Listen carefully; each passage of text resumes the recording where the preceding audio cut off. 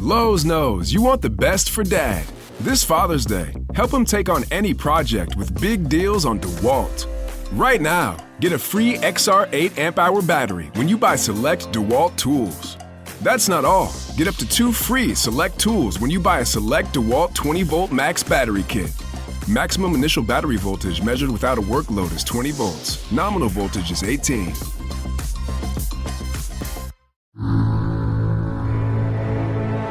Calaroga Shark Media.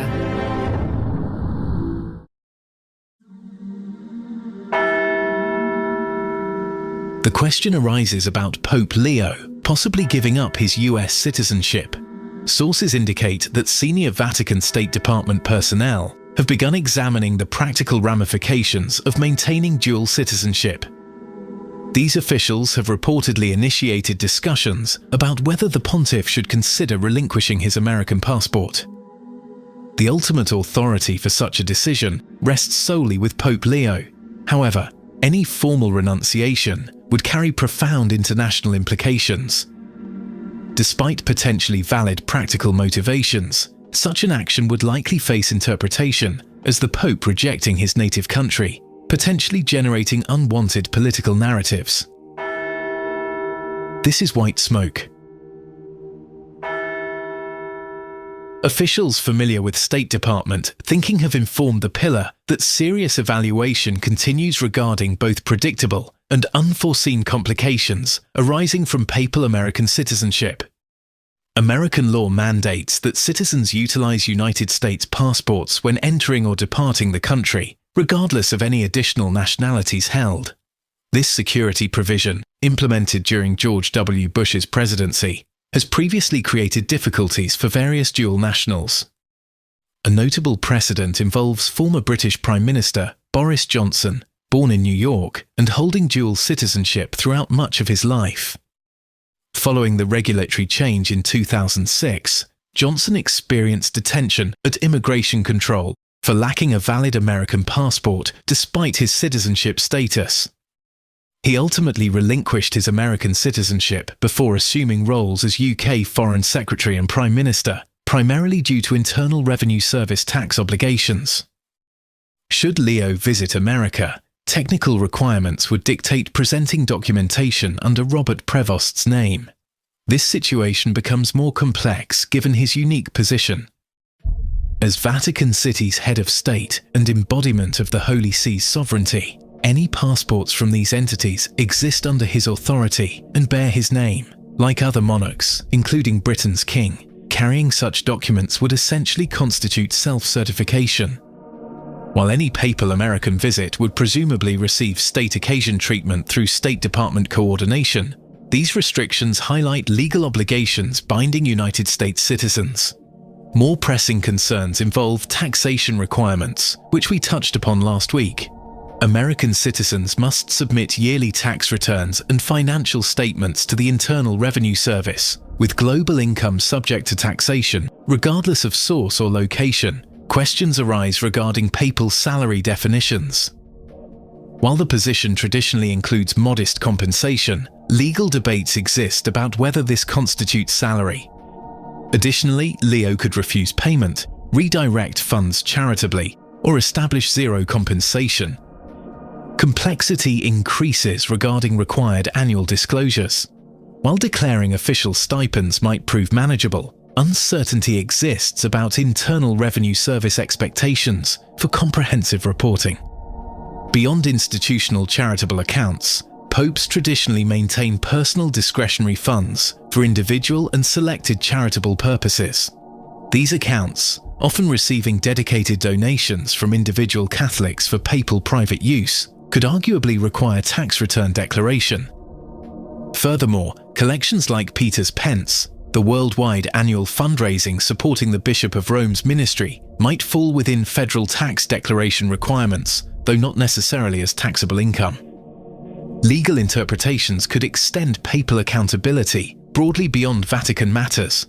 Canon law establishes that ecclesiastical goods ownership exists under the supreme authority of the Roman pontiff. While this doesn't establish direct personal ownership of all church property, It grants functional ability to exercise complete immediate authority.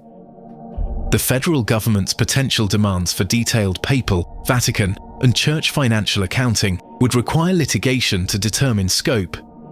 Presidential administrations could direct Internal Revenue Service accommodation or accept specific interpretations distinguishing Robert Prevost from Pope Leo's assets, but such discretion remains subject to electoral cycle changes. Beyond passport inconveniences and potential Internal Revenue Service complications, core curial concerns center on legal liability exposure. American plaintiffs' attorneys have spent decades attempting to establish church liability at institutional heights through various diocesan lawsuits. Some cases, particularly involving clerical abuse allegations, have resulted in class actions and settlements leading to diocesan bankruptcies nationwide. Diocesan legal structures significantly impact available victim payment funds. Organizations structured as corporation sole, concentrating legal personality, responsibility, and asset control within the bishop's person, face substantial exposure risks. Simultaneously, plaintiffs have persistently attempted naming the Vatican in civil proceedings, citing Roman responsibility for managing clerical abuse allegations and related matters. International law has thus far provided effective sovereign immunity shielding for the Holy See in American civil courts. However, Vatican officials concerned about Leo's citizenship complications question how sovereign immunity applies to an American pope.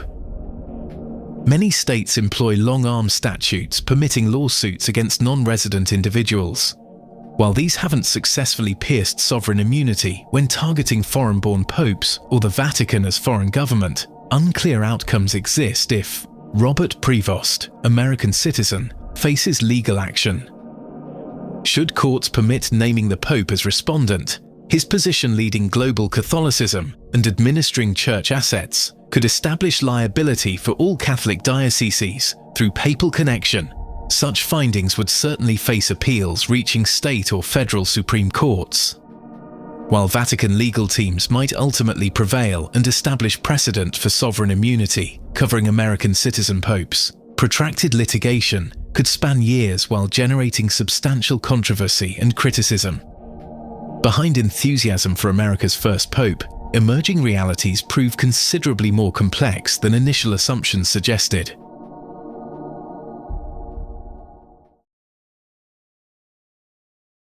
Vice President J.D. Vance recently disclosed his deliberate choice to forego the traditional papal ring kiss when meeting Pope Leo XIV, citing his official diplomatic responsibilities as an American representative despite his personal Catholic conversion.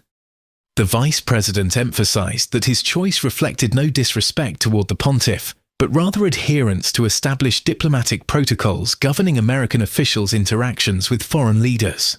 The papal ring, known as the fisherman's ring, traditionally receives kisses as a gesture of reverence toward the Pope's authority. My presence there wasn't as a Catholic parishioner, but as America's vice president leading the presidential delegation, Vance explained to Douthat. He stressed the importance of maintaining proper protocols while representing the United States, noting how his official capacity required different behavioral standards than those of a private citizen or parish member.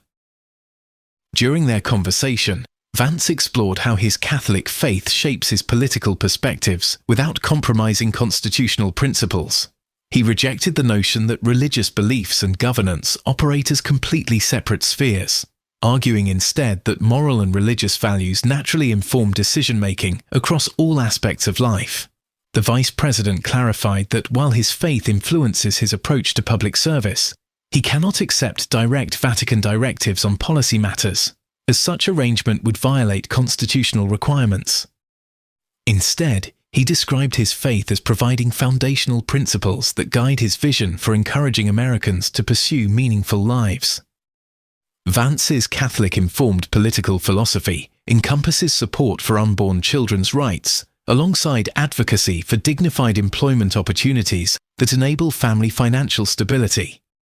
He expressed concern about Western societies becoming increasingly hostile toward family formation, pointing to declining birth rates as evidence of inadequate family support systems.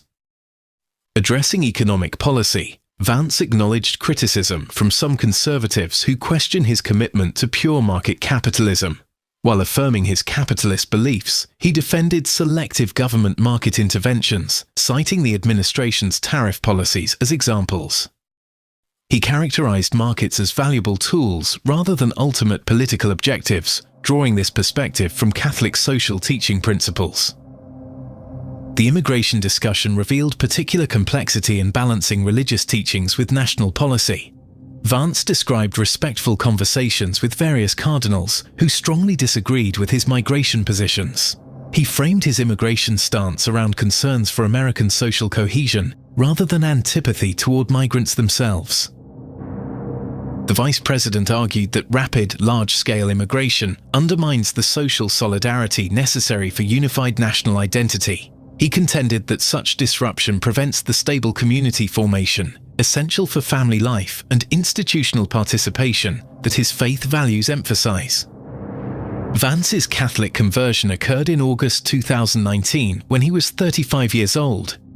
His selection as vice president makes him only the second Catholic to hold that office, following Joe Biden's service under Barack Obama from 2008 through 2016. Biden later became the second Catholic president in American history.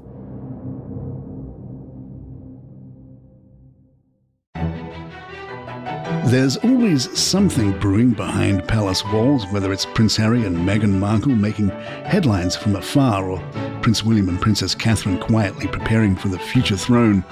I'm Mark Francis, and on Palace Intrigue, we cover every twist, turn, whisper and wink. From royal drama to daily gossip, follow Palace Intrigue wherever you get your podcasts.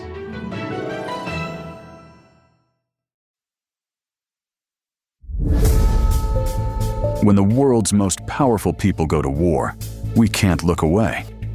Welcome to Feuds, Power, Pride, and Payback, the podcast tracking the explosive conflicts shaping our world right now. Presidential administrations fracturing, tech billionaires threatening government leaders, entertainment titans destroying partnerships with single social media posts. These aren't just headlines, they're windows into how power really works. We deliver daily episodes when news explodes, weekly deep dives for perspective. From Washington power struggles to Silicon Valley vendettas, we decode the psychology behind the drama and reveal why these feuds matter far beyond entertainment. Feuds, Power, Pride, and Payback. Today's conflicts are tomorrow's history. Available wherever you get your podcasts.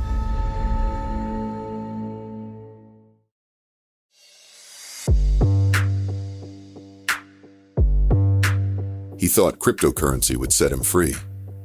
Instead, it made him a target. Alessandro Romano flew to New York for a business meeting with his former partner.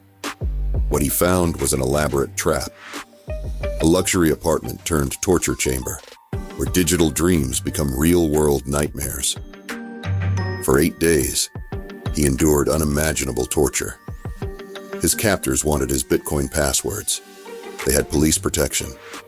They had done this before. This is the true story of friendship turned to betrayal, innovation turned to exploitation, and one man's fight for survival against a system designed to break him. Crypto Kidnap. Available wherever you get your podcasts.